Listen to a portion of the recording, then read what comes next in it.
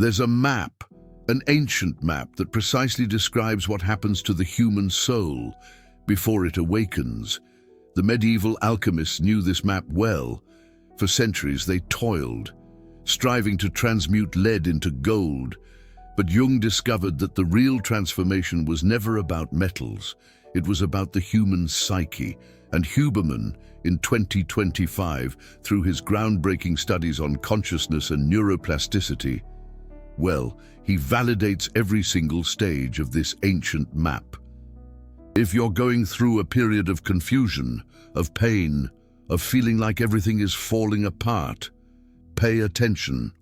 You might be in the midst of one of the most important stages of your existence, and if you don't understand what's happening, you might mistake transformation for destruction. You might try to medicate what needs to be experienced. You might run from the very thing that's come to set you free. Today, I'm going to reveal the 5 stages that every soul traverses before awakening. I'll show you what Jung mapped out using the language of alchemy. And I'll explain what Huberman discovered about how the brain actually changes during each of these stages.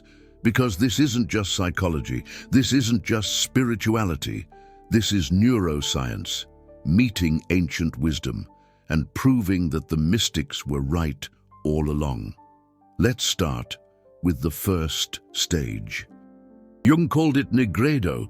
In Latin, it means blackening. The alchemists described it as putrefaction, the death of the raw material before it can be transformed, and Jung used this image to describe something that happens within the human psyche. The Nigredo is the moment when everything you thought you were begins to die. Your certainties crumble, your masks fall. The persona you've built over years, the image you presented to the world, starts to dissolve.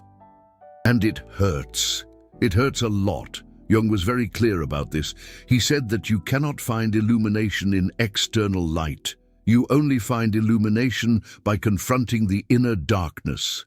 The full awakening is a brutal descent into the abyss of your own psyche. Many people mistake this stage for depression, and here's a crucial distinction that few understand. In depression, there's rarely a concern with the inner journey. The person is suffering, but isn't questioning the meaning of that suffering. In the Nigredo, in what the mystics call the dark night of the soul, there's an active preoccupation with what this suffering means. There's a sense that something larger is happening, even if you can't quite name it. Huberman and modern neuroscience confirm this in a fascinating way. In a recent episode of the Huberman Lab with Dr. Christof Koch, one of the world's foremost researchers on consciousness, they discussed how transformative experiences literally change the structure of the brain. Dr. Koch described how we all live inside what he called a box of perception. This box contains our beliefs, our memories, our biases about reality. And during transformative experiences, this box can be shattered. The boundaries that define who we think we are can dissolve. The Nigredo is exactly that.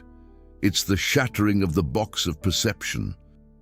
It's the moment when the brain begins to reorganize itself, and that's why it hurts so much.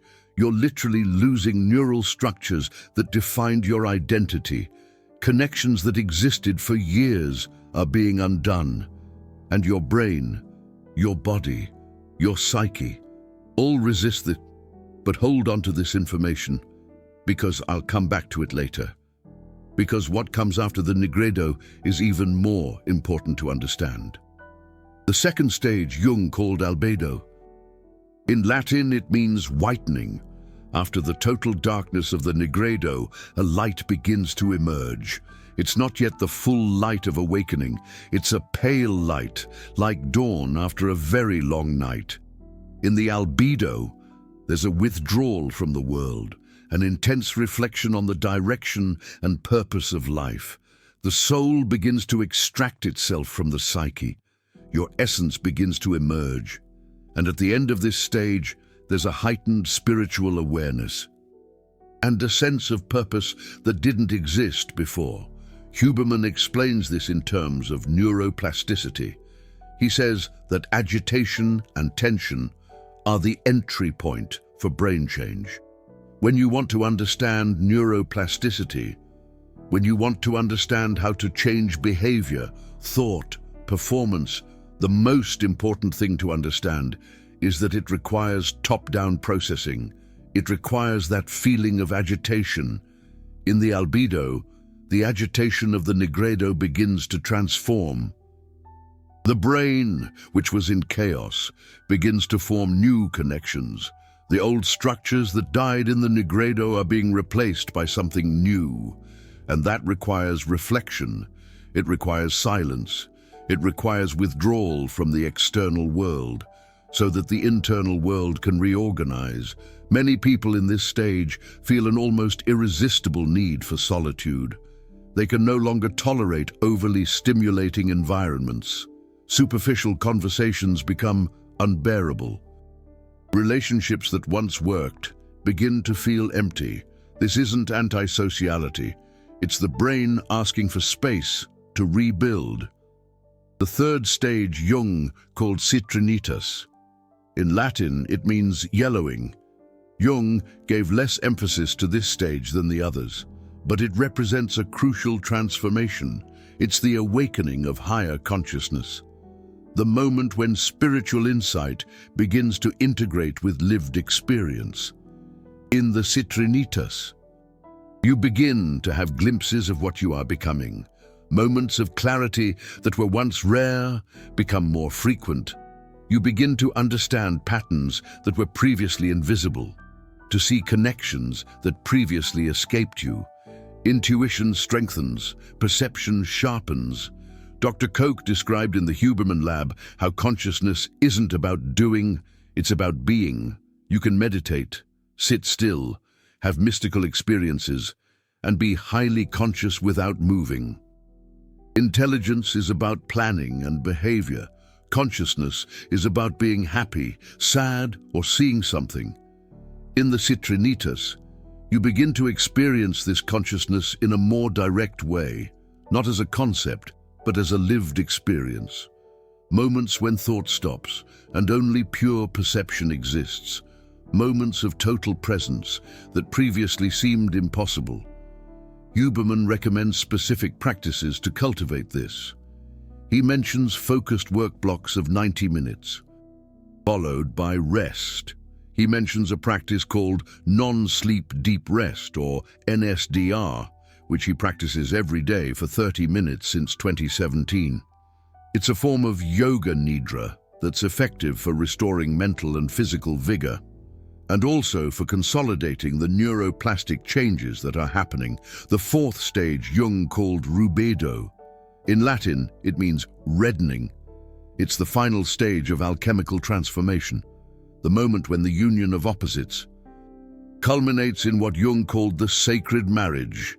The conjunctio sus in Rubedo, the fragmented parts of the psyche, finally reconcile. The shadow you confronted in Nigredo is integrated. The light that began to emerge in Albedo reaches its fullness. The higher consciousness of Citrinitas takes root permanently. Jung understood Rubedo as the culmination of individuation, the integration of the self as a whole. Where all the disparate parts of the psyche are reconciled, this stage is marked by balance, totality, and the ability to hold both light and shadow without fragmentation. And this is where Dr. Huberman's neuroscience becomes even more relevant. He explains that the adult brain can be remodeled with focused effort. Key strategies include focused work sessions, deep rest practices, quality sleep, exercise, mindfulness, novelty, and visualization. In Rubedo, these practices are no longer an effort. They've become part of who you are. The new neural connections are established. The new patterns are consolidated. What once demanded discipline now flows naturally. The fifth and final stage is what we might call union. Some authors include it within Rubedo. others treat it separately. It's the moment when the separation between you and something larger dissolves, not as a concept, but as a direct experience. Dr. Koch shared something profoundly personal on the Huberman Lab podcast. He described two extraordinary experiences of consciousness that he had. One in the early days of the pandemic that completely erased his fear of death. The other, where he encountered what Aldous Huxley in The Doors of Perception described as mind at large. This triggered a seismic shift in the ontological foundations on which he had lived most of his life. After the near-death experience in Brazil, he said, "I completely lost my fear of death, and it hasn't returned." That's the state of union, when the boundary between the individual self and something larger dissolves permanently, not as belief, but as a lived experience, not as a fleeting moment, but as a stable state. Now, let me circle back to that point I asked you to remember. Remember, I talked about the box of perception being shattered in Nigredo. Well, each of these stages represents a progressive breaking down and rebuilding of that box. In Nigredo, the old box is destroyed. In Albedo, a new box begins to form, but it's bigger, more flexible. In Citrinitas, you begin to realize that the box is just a box, not reality itself. In Rubedo, you gain the ability to step in and out of the box consciously. And in union, you realize there was never a box at all, just limitless consciousness, pretending to have limits. This is revolutionary when you understand the implications. Each stage isn't just psychological, it's neurological, it's spiritual, and it's existential, all at the same time. The medieval alchemists intuited this. Without having the scientific language, Jung translated it into psychology, and now Huberman and neuroscience are proving that these ancient ones were describing real brain processes. The human brain has approximately 86 billion neurons. Each neuron can have up to 10,000 connections with other neurons. That means the number of possible brain states is greater than the number of atoms in the observable universe. And with each transformation we undergo, these connections reorganize. They die, they are reborn, they reconnect in entirely new ways. When you're in Nigredo, connections that have existed for decades are dying. Literally, the neurons that encoded your old identity are losing their synapses, and your brain interprets this as an existential threat, because to the brain, identity is survival. Losing who you thought you were signals mortal danger. That's why the resistance is so intense, why the suffering seems unbearable. But here's what Jung understood, and Huberman confirms, that death is necessary. You can't build a new neural structure on top of the old one. The old one needs to be undone first. And that requires what Huberman calls states of high agitation, uncomfortable states that signal to the brain that change is necessary. There's a concept in neuroscience called synaptic pruning. During certain periods of life, especially in adolescence, the brain eliminates connections that aren't being used. This makes the brain more efficient. Nigredo is like a forced synaptic pruning. The universe, life, circumstances are eliminating connections that no longer serve your development, and it hurts because you identified with those connections. Jung had a term for this. He called it ego sacrifice. The ego, which is the structure that gives coherence to our conscious experience, needs to be partially dissolved so that something larger can emerge, not destroyed completely. That would be psychosis, but made more flexible, made more permeable, capable of expanding to include more than it could contain before. Dr. Koch described on the Huberman Lab how, after his transformative experiences, His worldview changed fundamentally. He didn't lose his ability to function. He didn't lose his basic identity, but something expanded. Something became more porous. The rigid boundary between self and non-self became more fluid.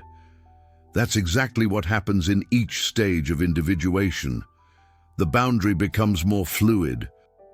The box of perception becomes more transparent, until eventually you realize you've always been looking through glass, and the glass can be removed.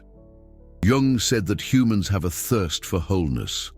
We want all the parts of ourselves to be integrated.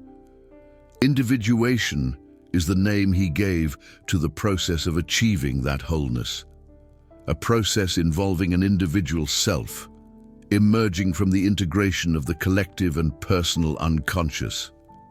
But here's something crucial that few understand.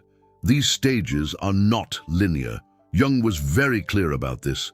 They are cyclical, unpredictable, and deeply personal. You can go through Nigredo multiple times in life, each time deeper, each time revealing more hidden layers of the psyche. Neuroscience confirms this.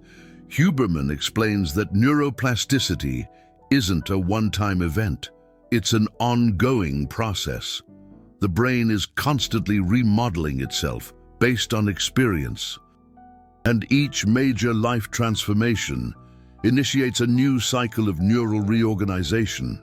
So, if you went through an awakening years ago, and now you're in the dark again, don't despair. You haven't regressed. You're in a deeper Nigredo, preparing for a more complete awakening.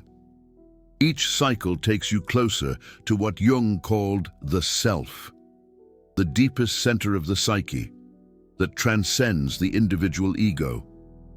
There's fascinating research on what happens in the brain during spiritual experiences. Scientists have discovered that the brain areas activated during mystical experiences suggest that these experiences are deeply rooted in our neural networks. The brain isn't malfunctioning during this awakening. It's accessing modes of operation that are normally dormant, modes that contemplatives from all traditions have accessed for millennia through practices like meditation, fasting, isolation, and intense prayer. Dr. Huberman has even created his own meditation. He calls it the space-time bridge. It involves focusing first inside the body for 3 breaths, then progressively expanding your attention outward. He says this helps you break free from your habitual box of perception and experience consciousness in a more expanded way. Now, I'm going to give you something practical. How to know which stage you're in and what to do in each one. Because knowledge without application is just intellectual entertainment, and you're not here for entertainment. You're here because something inside you recognizes the truth of what I'm saying. Something in you is already in the middle of this journey and needs guidance. Dr. Huberman always emphasizes that protocols need to be practical and evidence-based. So, I'm going to combine the wisdom of Carl Jung with neuroscientific discoveries to give you real tools. Not abstract theory, applicable practice. If you're in the Nigredo, everything feels like it's falling apart. Your old certainties no longer work. You might be questioning everything you once believed. Relationships, career, identity. Everything feels uncertain. What to do? Don't run from the darkness. Carl Jung said that enlightenment comes from confronting the inner darkness, not avoiding it. Allow yourself to feel the decay. It's necessary for reconstruction. Specific practices for the Nigredo. First, keep a shadow journal every night. Write down the thoughts and emotions you would normally avoid, the fears, the angers, the shames, not to identify with them, but to bring them into the light of consciousness. Jung said that what you don't bring to consciousness appears in your life as fate. Second, Allow for grieving. You're losing a version of yourself. This deserves mourning. Don't try to be strong. Don't try to get over it quickly. Dr. Huberman explains that emotions need to be processed by the body. Crying, for example, releases adrenocorticotropic hormone, which helps regulate stress. Denying grief only prolongs the suffering. Third, simplify. Reduce stimuli, less screen time, fewer news cycles, fewer superficial conversations. The brain needs space to reorganize. Every external stimulus is energy that could be used for internal processing. If you're in the albedo, you've started to emerge from the most intense darkness, but you still need a lot of time alone. Reflection has become central to your life. You're re-evaluating everything. What to do? Honor the need for solitude. Dr. Huberman recommends practices like NSDR, non-sleep deep rest, to help the brain consolidate changes. Journaling can be powerful at this stage. Jung practiced this obsessively. Specific practices for the albedo. First, implement 90-minute blocks of focused work, followed by rest. Dr. Huberman explains that this is the brain's natural rhythm for deep processing. During these blocks, work on internal issues, journaling, contemplation, art, anything that allows unconscious material to emerge. Second, practice NSDR, or non-sleep deep rest, daily, 20 to 30 minutes. This isn't sleep, and it isn't meditation.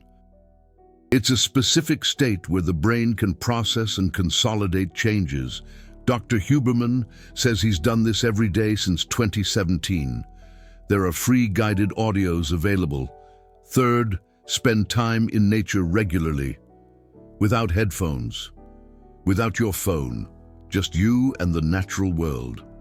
Studies show that this activates brain networks associated with reflection and integration. Nature is where contemplatives of all traditions sought clarity. It remains the best environment for albedo processing. If you're in the Citrinitas, you're experiencing glimpses of clarity, moments of insight that seem to come from nowhere, a growing connection to something larger. What to do? Cultivate those moments. Meditation, contemplation, time in nature.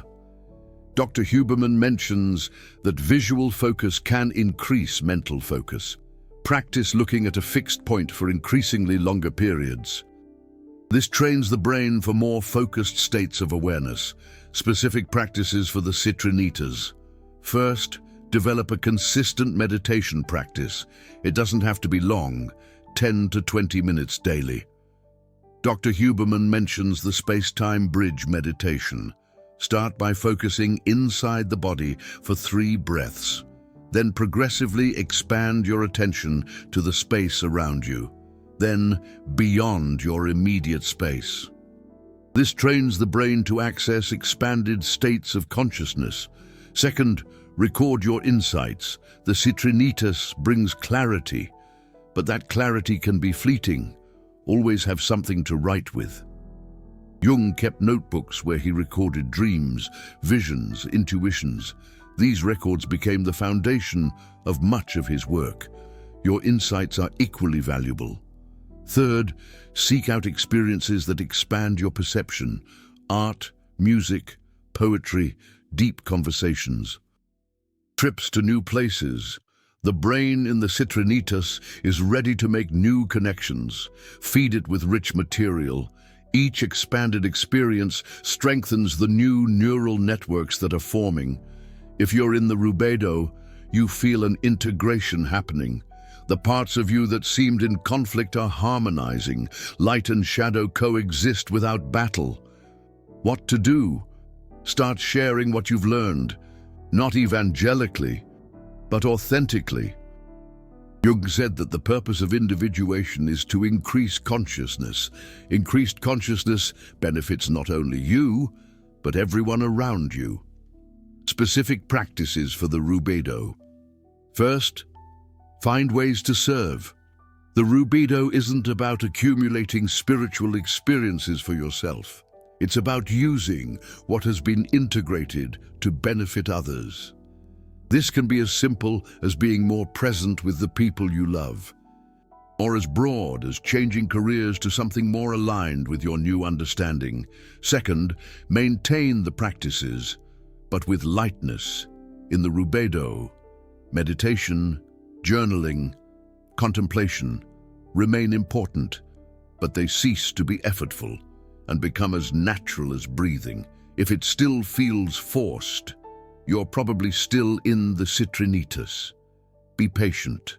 Third, embrace paradox. The Rubedo is the stage where opposites coexist.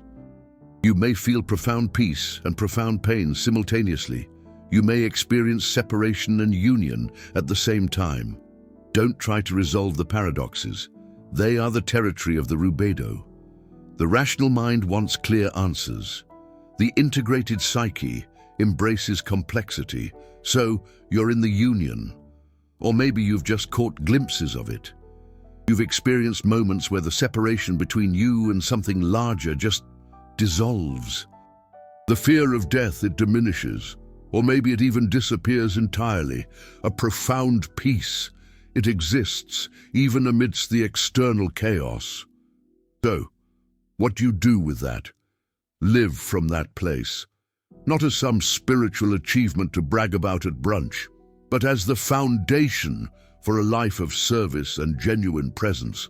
Dr. Koch mentioned that after his experience, he completely lost his fear of death. That freedom, that allows you to live radically differently. Think about that. Specific practices for the union stage. First, be available. People in states of union, they often attract others who are just at the beginning of their journey. Be available to listen, to point the way, not to convert them or force your beliefs, but to illuminate when you're asked. Second, keep practicing. The union isn't some final destination, some graduation ceremony. It's a doorway to even vaster territories, the great mystics of every tradition. They continued their practices until their very last day, not because they needed to understand, but because the practice itself became a natural expression of their existence. It was like breathing. Third, live ordinarily. There's this old Zen saying, before enlightenment, chop wood, carry water. After enlightenment, chop wood, carry water. The union. It doesn't make you special or elevated. It makes you profoundly ordinary, profoundly human, profoundly present for the simplicity of existence. The small things. Now, it's important to understand that you can be at different stages in different areas of your life. You might be in Rubedo in relation to your career, but stuck in Nigredo when it comes to relationships. That's normal. The psyche.